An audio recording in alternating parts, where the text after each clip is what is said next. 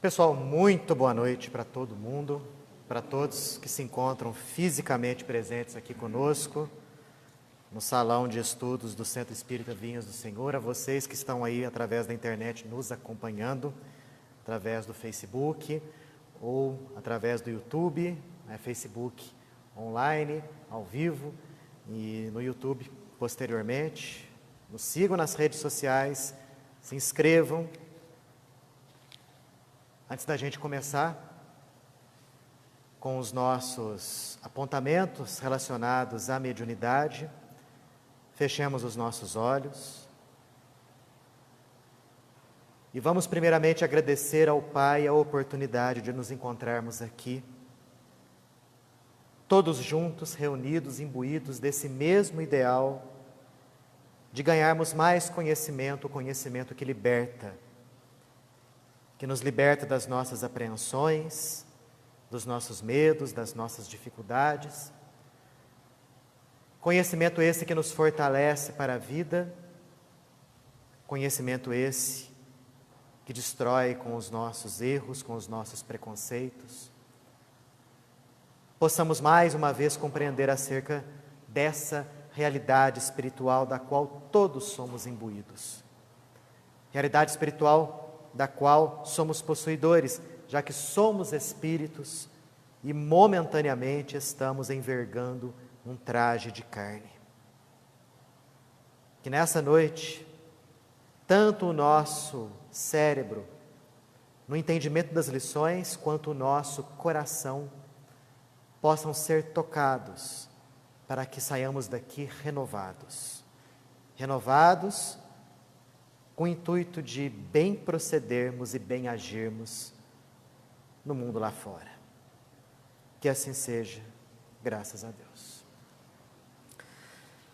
Olha só, pessoal, na semana passada nós começamos a estudar o capítulo 25 do Livro dos Médiuns, que fala acerca das chamadas evocações.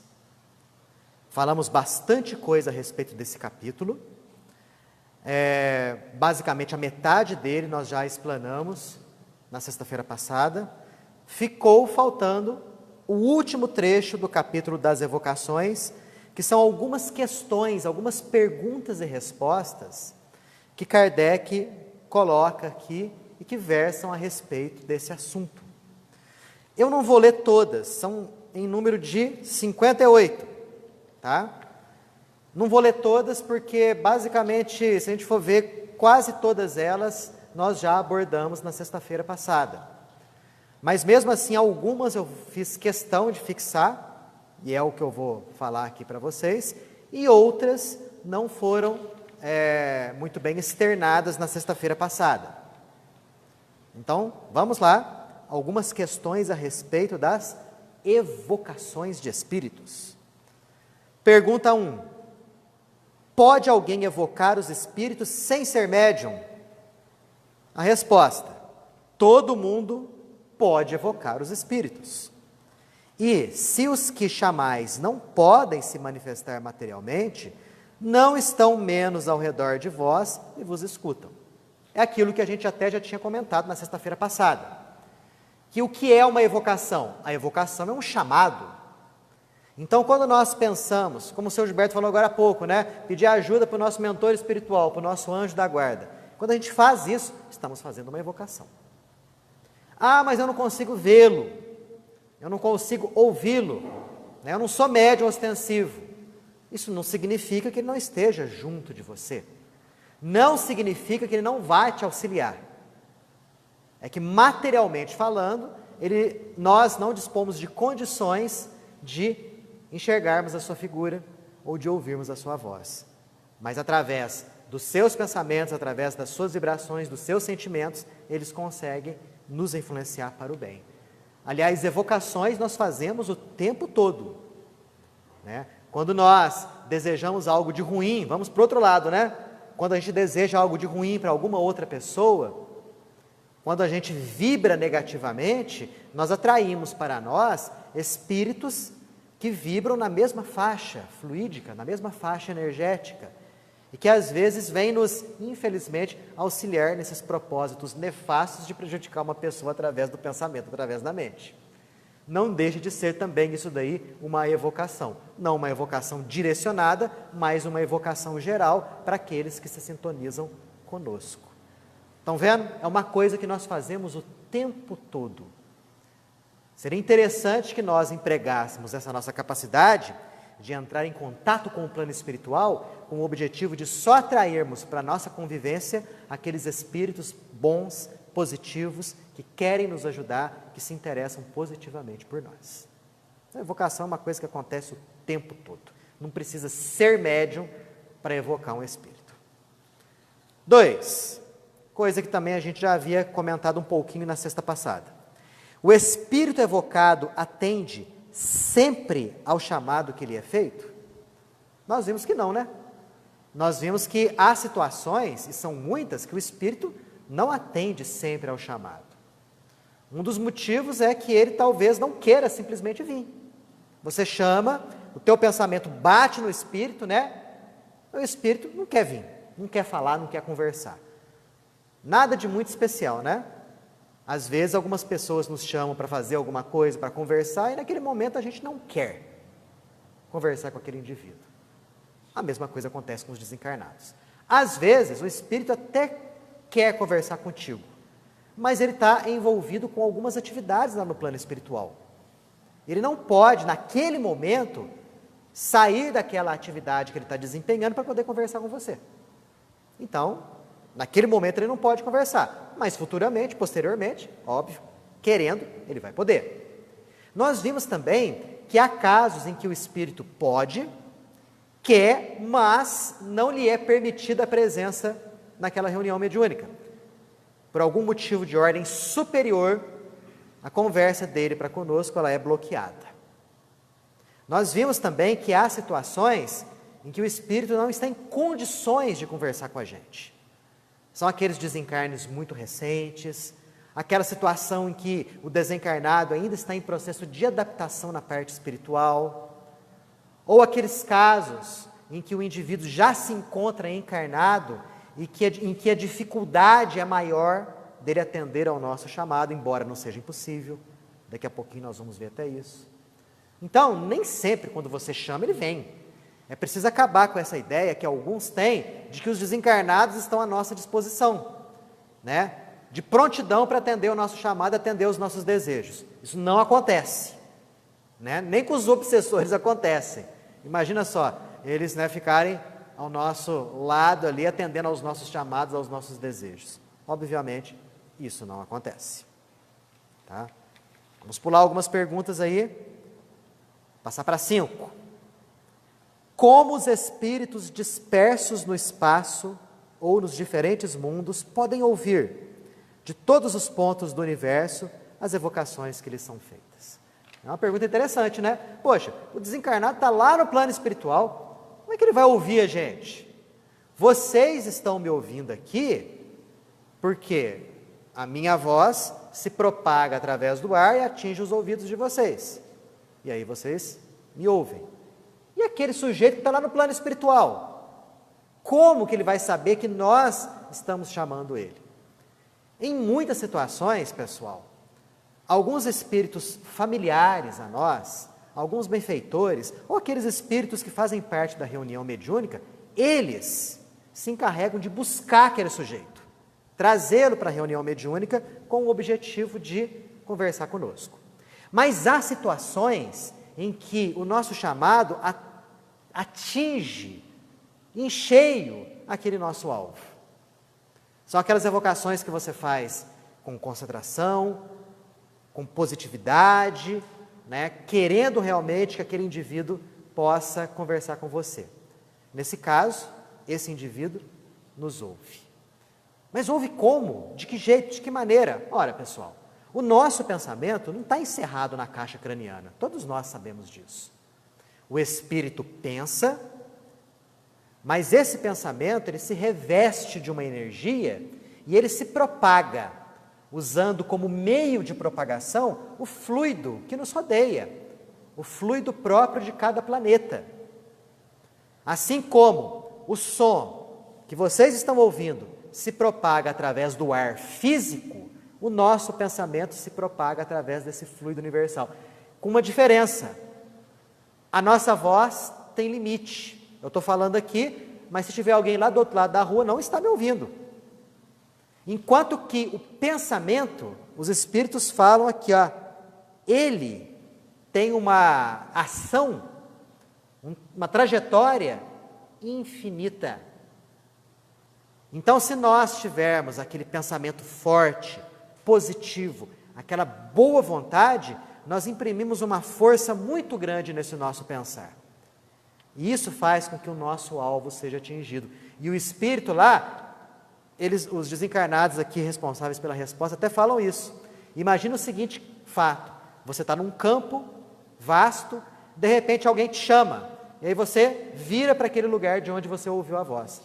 É mais ou menos essa analogia que eles fazem, quando um desencarnado é atingido em cheio pelos nossos pensamentos. Ele sabe até mais ou menos a direção de onde vem. É algo que acontece. Como também, a gente está falando das evocações, isso pode servir em termos até negativos. Um exemplo: quando algum parente nosso desencarna, está em processo de convalescença lá no plano espiritual, em processo de adaptação lá no plano espiritual, e nós insistentemente pensamos nele de maneira equivocada, ou desesperada, ou não aceitando aquele desencarne. Os nossos pensamentos, eles repercutem nessa pessoa a maneira de marteladas. E isso dificulta muito o processo de adaptação do recém-desencarnado à pátria espiritual. Por quê? Em virtude do vínculo sentimental que existe, o fato de nós lançarmos o pensamento, a chance de atingir o pensamento no nosso alvo é muito grande.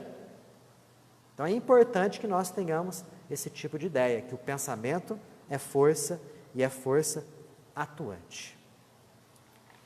Até aqui, tranquilos? Pode falar. Meu pai faleceu, Sim. e eu, todos os dias, praticamente, pai, por que você foi embora, pai? Tá. Seu pai faleceu no último dia 24. E aí você fica constantemente: pai, por que você foi? Pai, por que você foi? Pai, por que você desencarnou? O que você pode fazer? Não é proibido você pensar no seu pai, mas você tem que mudar o tipo de pensamento que você está direcionando a ele. Pensa que se está sendo difícil para você se adaptar nessa vida agora, sem a presença física dele, para ele do lado de lá também está sendo difícil a adaptação na realidade espiritual.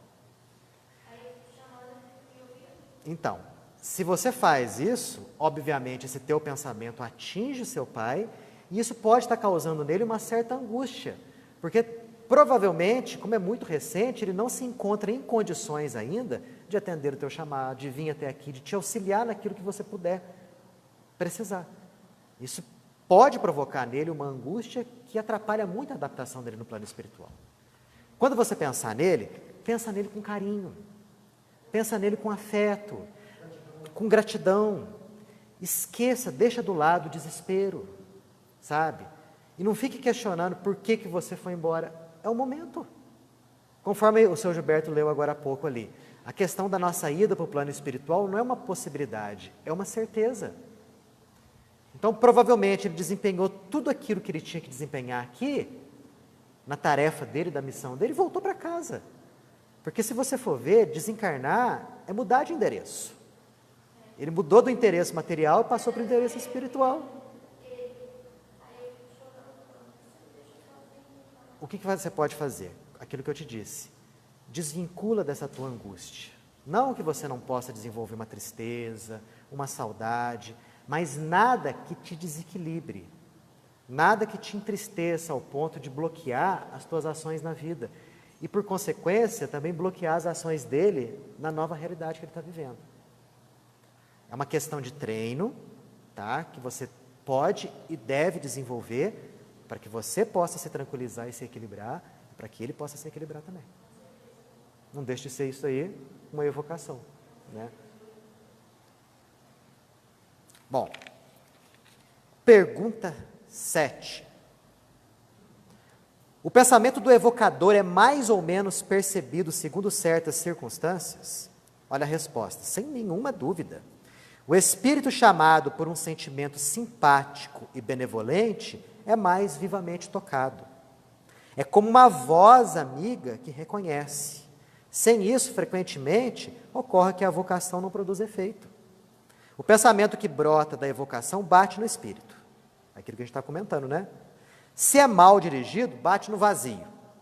Ocorre com os espíritos igualzinho o que acontece com os homens. Se aquele que os chamam lhes é indiferente ou antipático, eles podem até ouvir com frequência, mas não atendem. Está vendo? É a mesma situação nossa aqui. Alguém te chama, você olha para aquela pessoa e fala, aquele cara ali, você finge que nem ouviu e segue teu rumo. Né? Ou uma pessoa ali indiferente, uma pessoa que você nunca viu na vida. Às vezes você nem dá a mínima atenção. Com os desencarnados acontece a mesma coisa. Mas se você tiver um sentimento bom, benevolente, né? Ou se você tiver um vivo desejo em aprender, em querer solucionar aflições e problemas, aí sim, aí você vai encontrar aqueles espíritos familiares ou os próprios benfeitores espirituais que têm a condição e o prazer de virem te atender. A questão do mentor espiritual, do anjo da guarda, é muito interessante. E frequentemente a gente esquece disso. Porque a gente passa por muitos problemas e muitas aflições na nossa vida. Sempre. Isso é uma constante. Né? Se você não está com problema agora, é porque já teve ou vai ter.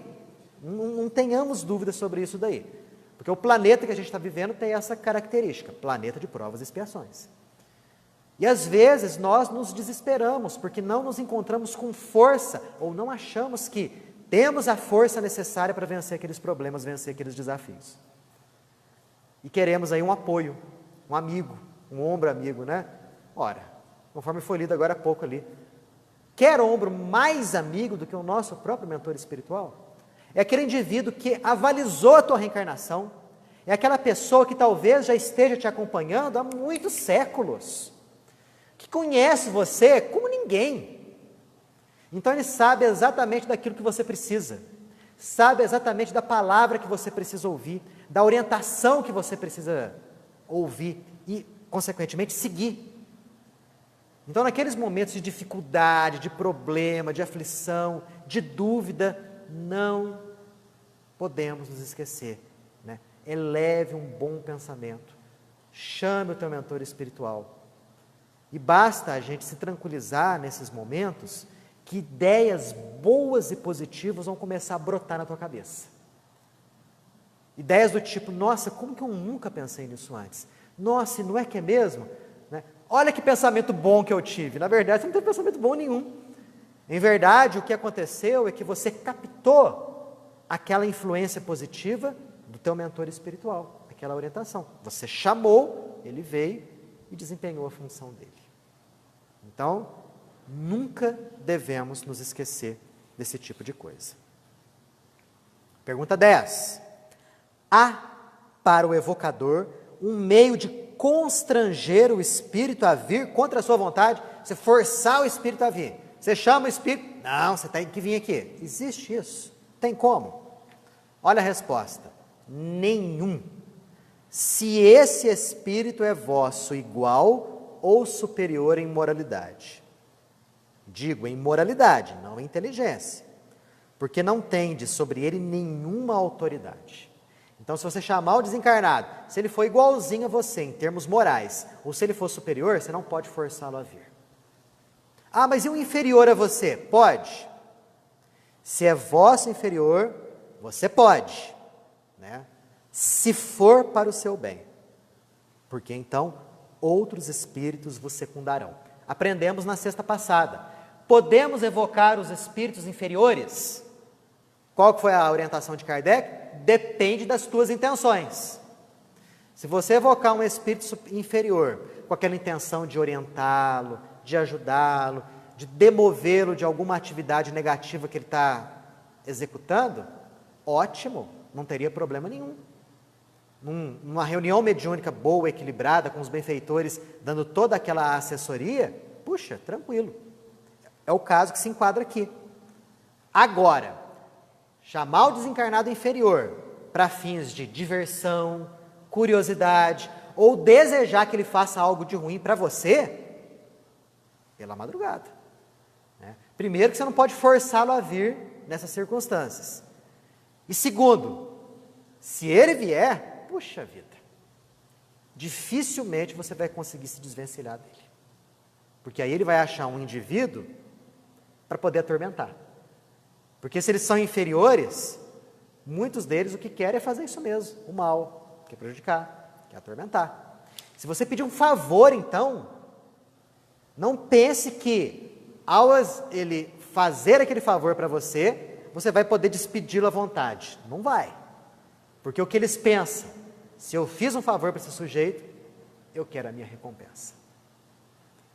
Então, pobres coitados daqueles indivíduos que se dedicam àqueles trabalhos de macumba, de magia negra. Porque se a gente for perceber, nesses trabalhos, o que existe na base ali, tirando toda a edumentária material da coisa, mas o cerne ali é energético. É energia negativa direcionada contra uma pessoa. E mais, existe todo um envolvimento de espíritos de baixo nível nesse processo, de feitiçaria, de magia negra, de macumba. Então, se você vai pedir para esse espírito prejudicar ali o fulano, porque você quer a vaga de emprego dele, né? ou se você quer, de alguma forma, conseguir aquele coração querido que você tanto deseja, a pessoa nem olha para o teu lado, né? Igual aqueles anúncios que a gente, de vez em quando a gente ouve, né? Trago o amor em 3 dias, né? Mais ou menos assim. O que existe de envolvimento ali? Energias negativas e espíritos de baixo nível. O macumbeiro ou o feiticeiro, ele está atrelado a esses espíritos.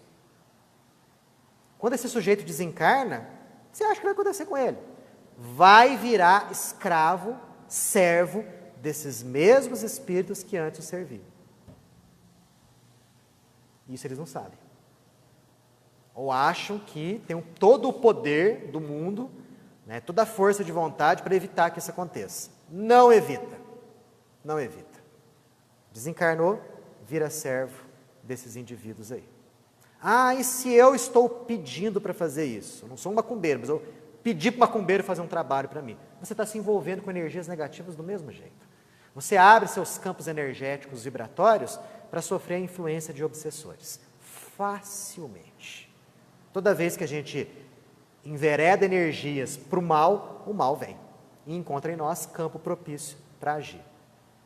O oposto também é verdadeiro. Toda vez que nós desenvolvemos energias para algo bom, positivo, elevado, podemos ter certeza, criamos um campo energético positivo para a ação dos benfeitores em nós. Lei da vida. Não tem como escapar disso daí. Perguntas ou observações? Vamos que vamos. 12. É necessário aplicar algumas disposições particulares nas evocações? O que será que Kardec quis dizer com isso? Algumas disposições particulares, né? Uma roupa especial, né? Um lugar especial, um horário especial. Olha o que o Espírito responde aqui. A mais essencial de todas é o recolhimento. Quando se quer ter relações com espíritos sérios, com a fé e o desejo do bem, se está em mais condições para evocar os espíritos inferiores. Elevando sua alma por alguns instantes de recolhimento, no momento da evocação, se identifica com os bons e eles vêm. O que significa recolhimento?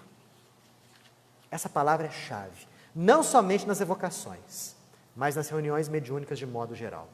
Pessoal, recolhimento é você não ficar pensando em outra coisa que não seja aquele momento da reunião mediúnica. Ou, o recolhimento é você não estar pensando em outra coisa no momento do passe, ou no momento que você está fazendo uma prece. Não adianta nada, você está fazendo parte de um grupo mediúnico, está tomando um passe, está fazendo uma prece, e seus lábios se mexem numa prece, mas seu pensamento está em outra coisa. Ou você está lá, bonitinho na mesa mediúnica, né? Com a posição padrão, que eu acho assim, não tem que ser padrão nenhum, tem que ser a posição mais confortável que você achar na mesa mediúnica, e está lá, quietinho, exteriormente, mas interiormente teu cérebro está fervilhando. Você está pensando no que aconteceu, você está pensando no que vai acontecer, né? Teu pensamento está em tudo quanto é lugar, menos no grupo mediúnico. No passe é a mesma coisa, né? O passista está lá, estendendo as mãos para mandar energia boa para você, mas teu pensamento está em outra coisa. Cadê a liga ali? Cadê a sintonia? É como se você tivesse um guarda-chuva, tinha até uns desenhinhos aqui, né? Quando você não se identifica com aquele momento, é como se você estivesse abrindo um guarda-chuva, né? A energia bate e volta. Você não capta aquelas energias. Então, o recolhimento é isso.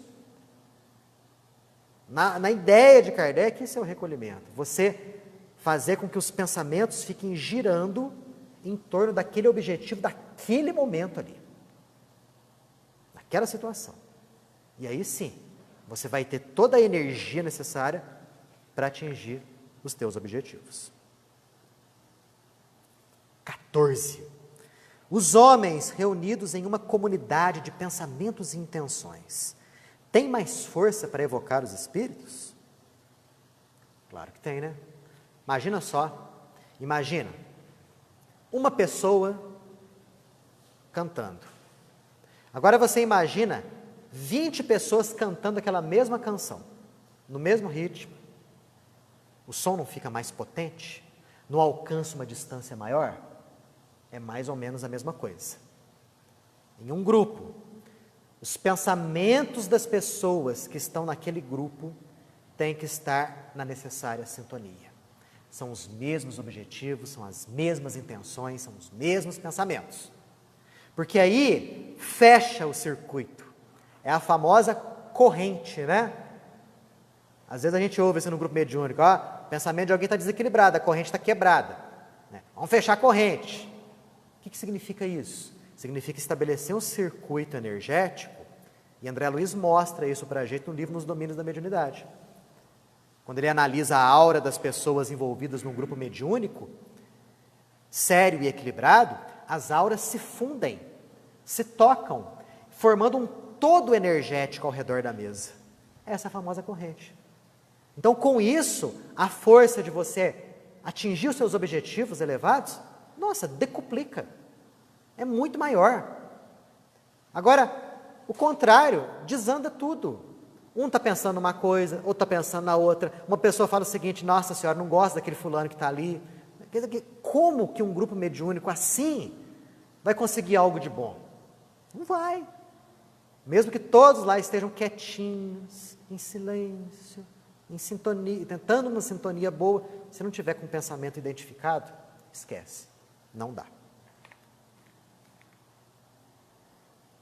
Tanto que a 15 é essa mesma, né? Olha só, a precaução de fazer a cadeia, em se dando as mãos. Na época de Kardec ainda existia isso, né?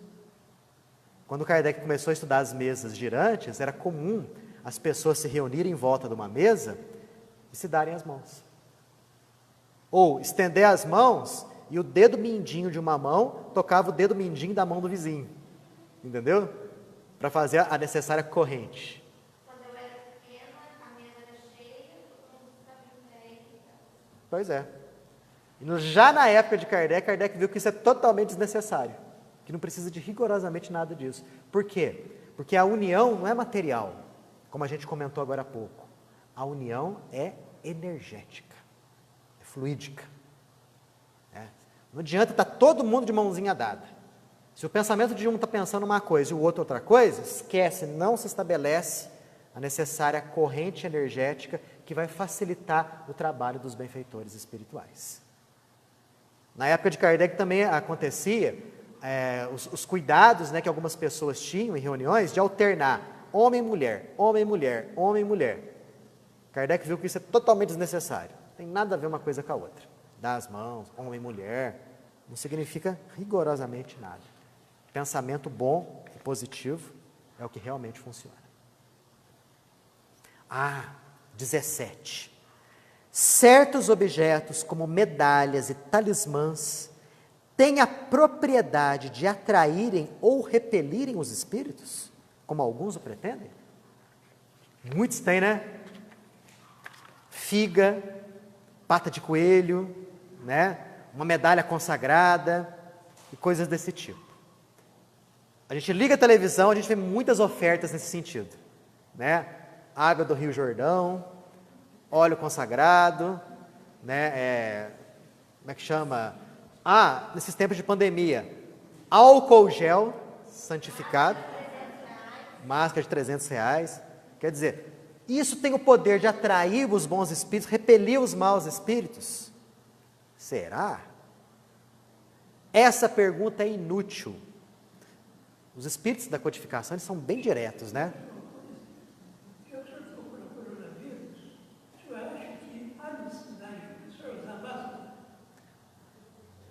Vamos fazer o seguinte, a necessidade, essa necessidade aí de usar a máscara, a gente atende às recomendações daqueles que estão nos orientando em termos de saúde, né?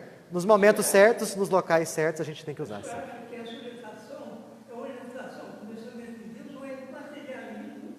Não, isso daí é uma orientação que atende aquilo que a ciência está mandando. E é interessante a gente ver a seguinte coisa: tem que haver uma sintonia entre aquilo que é de Deus e aquilo que é dos homens. Porque a ciência nada mais é, a nossa ciência, do que um meio de nós chegarmos a descobrir as leis de Deus.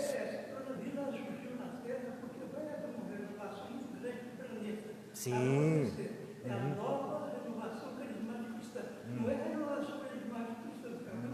Sim, sim. Vamos dizer o seguinte, que o planeta está passando por um momento de transformação, e esse momento de transformação é um momento que gera realmente abalos, né? É um momento que gera convulsões, mas Deus está no comando sempre.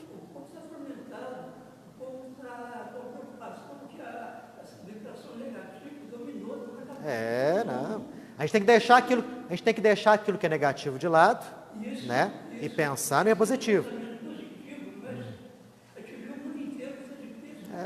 Mas vamos pensar da seguinte forma: vamos pensar que as coisas vão melhorar, que as coisas vão progredir, né?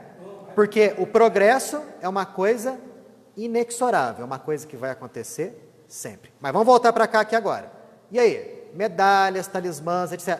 Atrai bons espíritos, repele os maus espíritos? Essa pergunta é inútil. Porque sabeis bem que a matéria não tem nenhuma ação sobre os espíritos. A matéria não tem nenhuma ação sobre os espíritos. Vira e mexe, a gente vê na internet, na própria televisão aí, recomendações para afastar os maus espíritos. Tem uma que veio, não sei de quem, aliás, eu sei, mas não vou falar o nome, de você colocar o esparadrapo no umbigo. Já ouviram falar disso? Para você afastar as energias ruins? Você coloca um esparadrapo aqui no umbigo para você afastar as energias ruins. Afastar mal olhado. Desde quando um esparadrapo afasta más energias? Se fosse assim, seria excelente, né? A gente encheria nossa casa e o nosso corpo de esparadrapo, né? E não é assim que as coisas acontecem. Vou ler até de novo. A matéria não tem nenhuma ação sobre os espíritos. Estejais bem certos de que jamais um bom espírito aconselha semelhantes absurdos. Os maus aconselham, né? Os debochados aconselham. Eles aconselham à torta direito, porque eles se riem quando veem as pessoas seguindo as ordens e as recomendações deles. A virtude dos talismãs, de qualquer natureza que sejam, não existiu senão na imaginação das pessoas crédulas. Só na imaginação das pessoas crédulas. Mas eu tenho uma medalhinha comigo, sempre que eu uso as coisas boas acontecem comigo. Sabe por que isso acontece? Aquilo ali você usa como sendo uma muleta psicológica para você, uma bengala psíquica. Você acredita que aquele objeto é bom e vai te trair boas coisas. Mas o teu pensamento, devido a essa fé que você tem no objeto, é justamente ele, o teu pensamento, que atrai as coisas boas, que atrai as coisas positivas. Uma medalhinha, né? Um objeto sagrado, nada mais são do que coisas materiais. Nada. né? Vimos isso na própria sexta-feira passada, quando ele fala que aqueles objetos sacros, eles não têm nenhuma ação, nenhuma função, se a pessoa que os detém, não é possuidora de bons sentimentos, de elevados sentimentos. Por aí a gente começa a perceber que os exorcismos que a gente, às vezes, lê nos livros, acompanha nos filmes, né? E até nos dias de hoje existem, né? Pessoas especializadas em fazer exorcismo. Água benta, crucifixo, palavras em latim. Gente, não significa nada, rigorosamente nada. Se o sujeito que está fazendo isso não foi imbuído de bons sentimentos, uma boa assistência espiritual, o obsessor não vai fazer nada de mais do que ficar ali. Vai permanecer naquele local, né? E vai obsediar a vítima com uma força muito maior até. Então, tudo aquilo que é de ordem material não afeta os espíritos. Ok? A evocação é para os espíritos uma coisa agradável ou penosa? Eles vêm de boa vontade quando são chamados? Depende, né, pessoal? Depende do caráter do espírito, né? E do motivo. Quando o objetivo é bom, quando o meio lhe é simpático, é para eles uma coisa agradável e até atraente. Eles ficam sempre felizes com a afeição que se lhes testemunha. É espírito, é gente como nós mesmos. Imagina você ser convidado para uma festa. Aí você chega naquela festa, só tem gente simpática com você. Só tem pessoas que você gosta. Não é bom? Não é gostoso? Não é agradável? Lá você não se solta mais? Não se diverte mais? Não se relaxa mais? Sim. Algo parecido acontece quando o meio é simpático ao bom espírito.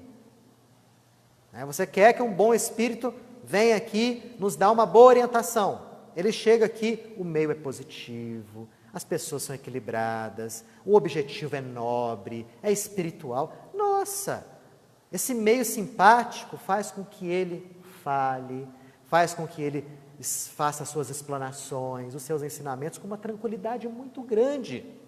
Agora imagina esse bom espírito ser atraído para um meio onde só existe desequilíbrio, onde só existe brincadeira, deboche, curiosidade. É um meio que lhe é antipático. Talvez, né, ele queira uma única vez dar alguma boa orientação para essas pessoas. Mas depois ele percebe que aquelas pessoas lá não seguem aquela orientação. Ele simplesmente se retira, vai embora e não volta. Então, depende muito da intenção daquele que chama, do meio onde a comunicação vai se dar. Há aqueles para quem é uma grande alegria se comunicar com os homens, e que sofrem com o abandono em que são deixados. Mas, como disse, isso depende igualmente do seu caráter. Entre os espíritos, existem aqueles que gostam de ficar isolados. Existe gente encarnada desse jeito, né? Tenho certeza que vocês conhecem também uma ou outra pessoa que gosta de ficar quieto, sozinho, isolado no canto dele, não quer contato com ninguém. Um sujeito desse, quando desencarna, talvez fique do mesmo jeito durante um bom tempo. Então, se você evocar um indivíduo desse, você fala assim, eu não quero ficar aqui no meu canto, sozinho. Que não gostam de ser perturbados e cujas respostas se recendem do seu mau humor, sobretudo quando são chamados por pessoas indiferentes pelas quais não se interessam. Então, a intenção, o caráter daqueles que estão chamando e o meio influenciam muito o espírito que vai se comunicar. Cadê? 27. Poder-se-ia evocar nominalmente vários espíritos ao mesmo tempo? Pode, numa reunião mediúnica, ao invés de você evocar um por vez, você evocar 3 de uma vez. Isso pode? Pode. Olha a resposta aqui, ó. Não há para isso nenhuma dificuldade. E se tivesseis 3 ou 4 mãos para escreverem, 3 ou 4 espíritos vos responderiam ao mesmo tempo. É o que ocorre quando se tem vários médiuns. Até a própria reunião mediúnica daria uma certa potencializada nisso aí, né? Você, 3 ou 4 espíritos se comunicando através de 3 ou 4 médiuns escreventes. Então, são várias comunicações, às vezes por assuntos, dando assuntos diferentes, no mesmo momento. Talvez o negócio ficasse um pouquinho mais atrapalhado se as 3 ou 4 comunicações simultâneas fossem por psicofonia. Já imaginaram? 3 ou 4 espíritos dando comunicação ao mesmo tempo através de 3, 4 médiuns diferentes? Tinha que ter 3 ou 4 doutrinadores, né? E a conversação de um não pode atrapalhar a conversação do outro. Tem gente que faz isso. Há grupos mediúnicos que adotam esse tipo de procedimento. É errado? Não, não é errado. Eu acho que é tudo uma questão de costume, né? Porque também potencializa a reunião, né? A reunião fica até um pouquinho mais agitada, né? Porque ao invés de você, um dá comunicação, e depois vai embora, depois o outro dá comunicação, vai embora, 3 se comunicam ao mesmo tempo. Quer dizer, vários espíritos podem se comunicar numa única reunião mediúnica de 1 hora, 1h30. Tudo questão de costume e de acerto.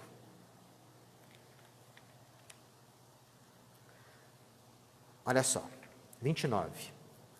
O mesmo espírito poderia se comunicar ao mesmo tempo na sessão que está a decorrer por 2 médiuns diferentes? Olha que pergunta interessante, né? Um único espírito se comunicar por 2 médiuns diferentes? Isso pode acontecer?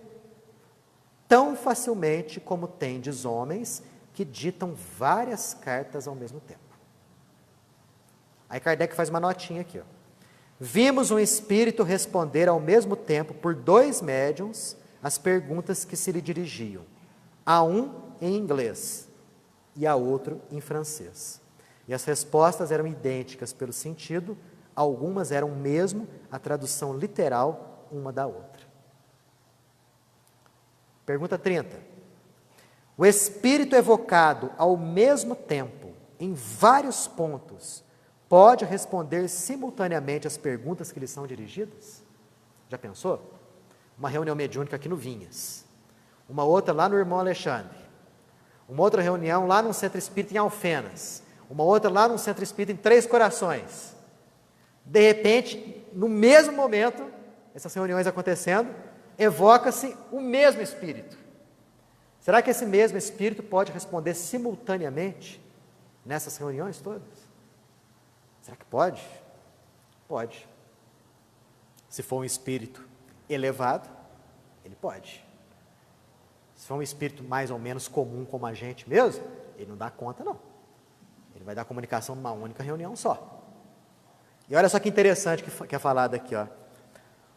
O sol é um, e todavia irradia em todo o seu redor, lançando ao longe seus raios sem se subdividir. Ocorre o mesmo com os espíritos.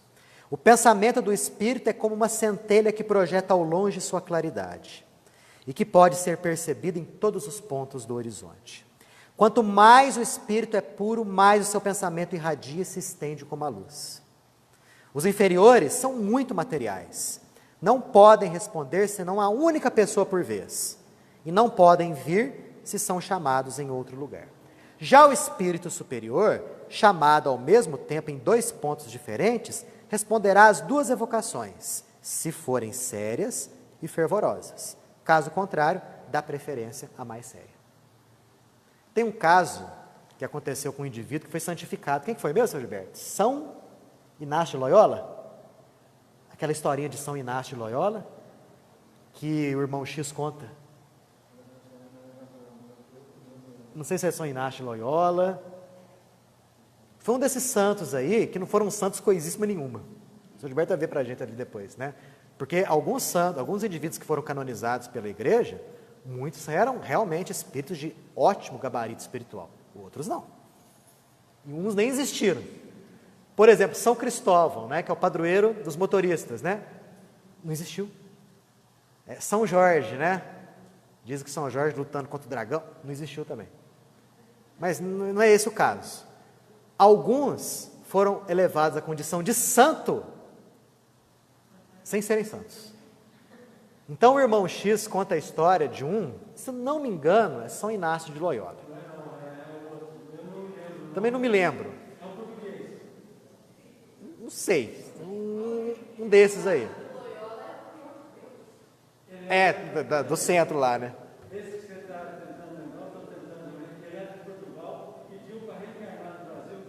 Muito bem. A história é mais ou menos essa mesmo. Tão logo ele desencarnou, já foi elevado à condição de santo. Só que ele não era esse espírito santificado. Muito pelo contrário até, né? Muito pelo contrário. Imediatamente as pessoas, os católicos da época, começaram a fazer pedidos para ele. E a gente sabe que o pedido é uma evocação. Bate no espírito, né? E ele, desencarnado do lado de lá, não era superior coisíssima nenhuma, começou a se ver acossado por vários e vários pedidos. E ele ficou extremamente atormentado com isso. Qual que foi a saída? Reencarnar, pediu para reencarnar e reencarnou, aliás, aqui no Brasil, como escravo. O nome do livro? Não lembro. Não me lembro. Eu sei que é a historinha do irmão X. Não sei se é nos Novas Mensagens, não sei. Mas eu vou procurar e sexta-feira que vem eu falo para vocês. Mas olha só, que interessante, né? Se o indivíduo não foi levado, ele se vê totalmente sem condições e ele fica desequilibrado ainda. Desequilibra, totalmente. Né? Por isso que a gente tem que ter certeza para quem a gente está fazendo o nosso pedido. Está precisando de alguma coisa? Alguma orientação? Você normalmente pede para aquela pessoa que você sabe que vai conseguir te ajudar. Um desencarnado, igualmente, a mesma coisa. Vamos pedir para aquele que tem condições de te auxiliar. Mas quem pode ser? Teu mentor espiritual, é o mais próximo talvez de você. Você sabe que ele tem condições de te ajudar. Né? Mas algum desencarnado, que é um parente meu, que desencarnou há muito tempo atrás, por exemplo, eu pedi alguma coisa para ele, né? Algum auxílio, alguma orientação, etc e tal, estou passando por uma dificuldade, me acode aqui. Você não sabe se ele está em condições. Isso pode desequilibrá-lo. Você já pensou? Um parente teu, vendo o teu desespero, e não podendo te ajudar? Como que fica o coraçãozinho dessa pessoa? Né? Pede para aquele que é capaz de te ajudar. Oi. Esse pedido, por exemplo, que a pessoa, o espírito não tem condição de atender. Os espíritos superiores, os corpos dele, não podem atender. Boa pergunta, né? Se aquele espírito que não está em condições de atender o teu pedido, alguns bons espíritos não poderiam vir te socorrer? Pode. Realmente que pode. Desde que você tenha o necessário merecimento para aquilo lá, né? Desde que a fé, a esperança, os nobres objetivos estejam te movendo, você vai conseguir que bons espíritos, naquele momento, te orientem e te auxiliem. Mas isso não exclui aquela possibilidade de você atormentar aquela pessoa para a qual você pediu. Né? Mas, claro, né? Desde que a pessoa tenha merecimento, ela vai ser auxiliada assim. Cadê? Quanto tempo depois da morte se pode evocar um espírito? Olha a resposta. Pode-se evocá-lo no instante mesmo da sua morte. Mas, como nesse momento ainda está em perturbação, não responde senão muito imperfeitamente. Nota: a duração da perturbação, sendo muito variável, não pode ter prazo fixo para evocação. É raro, entretanto, que ao cabo de 8 dias o espírito não se reconheça o bastante para poder responder. Pode fazê-lo muito bem algumas vezes, 2 ou 3 dias depois da morte. Pode-se, em todos os casos, tentar com cautela. Mas a pessoa pode estar na perturbação. Daniel, o que é perturbação?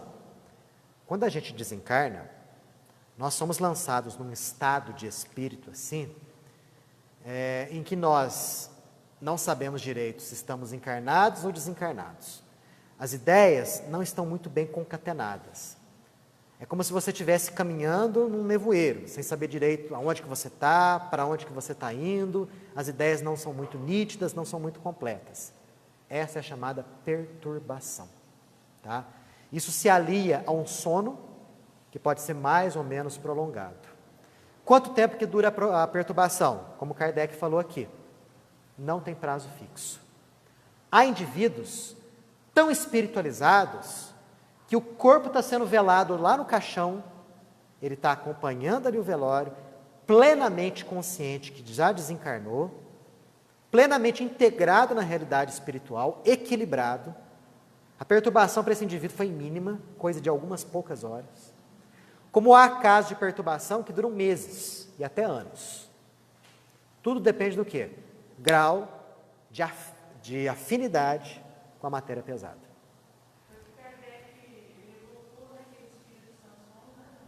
Sim, exatamente, no velório dele.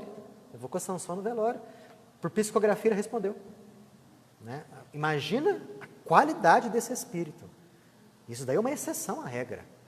Porque a regra, se você evocar um espírito cujo corpo está lá sendo velado, ele pode até te responder, mas ele não vai fazer talvez a mínima ideia do que está acontecendo, não vai conseguir falar contigo. O choque da desencarnação ainda está muito vigente. Está muito presente ali. Nossa, Daniel, quando eu desencarnar, não quero ficar tanto tempo assim perturbado. Então, vamos investir na nossa espiritualização enquanto estamos encarnados. Porque é o maior apego à matéria que dificulta o nosso desencarne. Quanto maior o nosso apego à matéria, mais difícil é o nosso desencarne, mais prolongada é a nossa perturbação, mais tempo vai demorar para você se adaptar à realidade espiritual. Então, é uma certeza isso. No livro Céu e Inferno existem N casos que Kardec coloca, desde os espíritos felizes até os espíritos, né, de suicidas, em que a gente percebe o grau de aflições e perturbações que é totalmente proporcional ao apego que o indivíduo tinha na matéria. Quanto mais espiritualizada a pessoa, nossa, muito mais fácil a desencarnação. Muito mais fácil. Então, se você quer ter uma desencarnação tranquila, né? Já pensou você desencarnar e ser recebido por aqueles espíritos benfeitores, pelo seu mentor espiritual, né? Gente te recebendo com alegria, com um sorriso no rosto, com aquela paisagem belíssima. Já imaginaram que coisa bonita? Isso não é impossível de acontecer, mas temos que nos esforçar para isso. E o esforço nosso se encontra nas nossas atividades do dia a dia. É justamente no nosso dia a dia, nesses nossos pequenos desafios que temos na nossa existência, né? Com doença, com dificuldade financeira, com dificuldade de relacionamento, enfim, todas essas dificuldades que todos nós temos em maior ou em menor grau. É ali que a gente vai forjando o anjo que está dormitando em nós. É justamente nessas dificuldades, maiores ou menores, que nós vamos nos desapegando de erros, de enganos, de preconceitos e vamos espiritualizando o nosso ser. Então, está nas nossas mãos.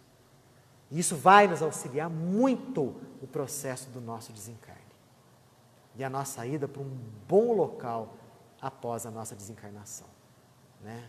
Não é uma possibilidade, a desencarnação é uma certeza. Vai acontecer. Ok, pessoal? Pode-se evocar o espírito de um animal? Eita! Depois da morte do animal, o princípio inteligente que estava nele fica em estado latente. Logo é utilizado por certos espíritos encarregados desse cuidado para animar novos seres, nos quais continua a obra da sua elaboração. Assim, no mundo dos espíritos, essa é uma resposta meio polêmica, né? Assim, no mundo dos espíritos, não há espíritos de animais errantes, mas somente espíritos humanos. Isso responde à vossa pergunta. Por que eu falo que essa é uma resposta meio polêmica? Porque quando a gente percebe, e a gente lê as obras de André Luiz, por exemplo, a descrição de animais no plano espiritual, né? Então, é uma coisa que realmente não bate essas informações com isso que a gente está vendo aqui. Mas não é assunto para hoje, né? Mas torna a mesma pergunta. Como se dá, então, que certas pessoas tenham evocado animais e obtiveram resposta? Qual é a resposta? Evocam o rochedo e ele vos responderá. O espírito zombeteiro que responde. Ou um espírito até imbuído de boas intenções, né? Aqui Kardec conta o caso dos pintacilgos, que eu contei para vocês semana passada, né? um sujeito que era espírita, médium, né, no quintal dele lá tinha várias árvores, numa delas tinha um ninho de pintacilgos. Uma bela manhã, todo dia ele ia lá ver, né, os passarinhos lá no ninho e tal. Uma bela manhã ele chega lá, cadê o ninho? Nada. Nossa, o gato deve ter feito a festa aqui, né? Devorou todos, né? Ele ficou meio consternado com aquilo, ele era médium, decidiu evocar a mamãe passarinho. E a mamãe passarinho respondeu por psicografia. Já imaginaram? Um passarinho escrevendo psicografia? Né? E ela respondeu o seguinte, ó, pode ficar tranquilo, o gato não devorou, o ninho se encontra no arbusto, todos os passarinhos estão bem. E realmente o cara foi lá, olhou meio direitinho lá e o ninho estava lá, os passarinhos todos bem. Foi a mamãe passarinho que, claro que não, gente, mamãe passarinho não dá comunicação, dá mais psicografia. Foi algum bom espírito que vê na aflição daquela pessoa, quis dar aquela informação, né? De que os passarinhos não haviam sido devorados pelo gato. Tudo amparado. Não tenhamos dúvidas sobre isso daí. Bom saber, bom saber. Semana que vem a gente continua? Semana que vem a gente continua. Sabe o que a gente vai falar semana que vem? Evocação de pessoas vivas. Tem alguns pontos interessantes aqui, que a gente pode usar de maneira bastante prática, até mesmo para ajudar e orientar aquelas pessoas que ainda estão encarnadas. Isso às vezes pode acontecer em reunião mediúnica. Ok? Semana que vem a gente continua.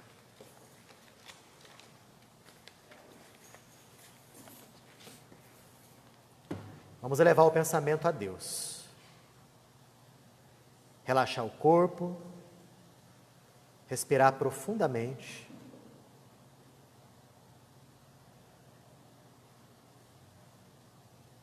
E agradecer a oportunidade de nos encontrarmos aqui,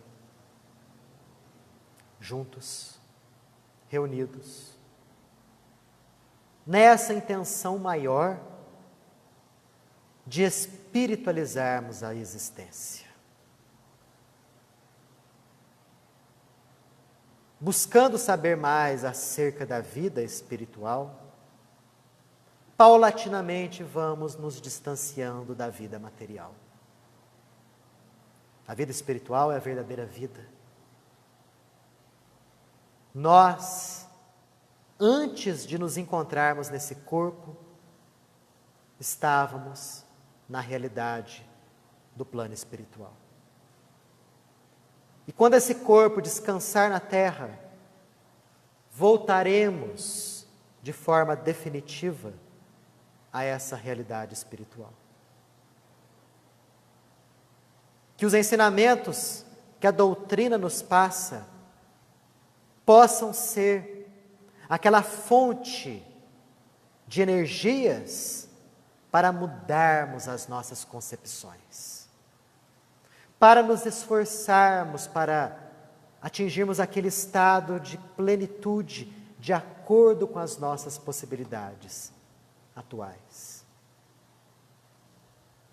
Possamos crescer em virtudes, aos poucos combater o egoísmo, o orgulho, que são as duas principais chagas da nossa humanidade. Através dessas chagas, todos os vícios, todos os desequilíbrios surgem. Que Deus possa ser sempre sentido por nós. Que os nossos pensamentos diários e comuns possam cada vez mais ter um teor espiritual. Que as perdas que a vida nos proporciona não sejam encaradas com desespero e aflições desmedidas, mas no seu justo e real valor, de lições de desapego. Porque as perdas pelas quais passamos são lições de desapego, sejam elas quais forem. Tenhamos na nossa mente, no nosso coração, que nunca nos encontramos sozinhos. E que por mais que a vida esteja complicada, um dia isso passará. quando vencermos os nossos obstáculos e os nossos desafios, vamos desenvolver em nós um estado de felicidade que nada, nem ninguém roubará. Que assim seja.